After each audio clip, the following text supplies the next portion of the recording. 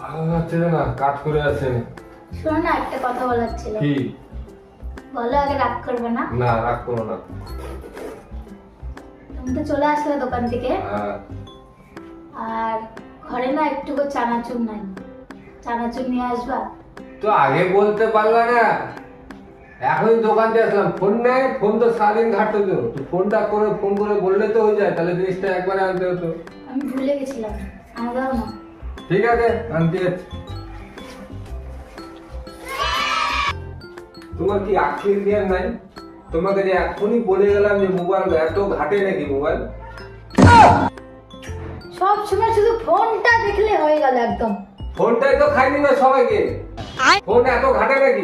আমাকে দেখে কি ভয় লাগে না নাকি? চানাচুর আনছো, আমার দাও না, তোমার চাল দিল আর কিছু আনতে হবে?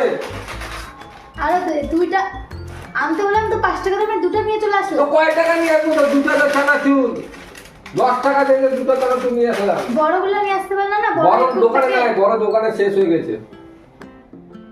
এমনি বেতন টেতন হয়নি, আর চানাচুর খাওয়া উঠে গেছে রাত্রেবেলা। ঠিক আছে, ছাড়ো, আমার এটা দিয়ে হয়ে যাবে।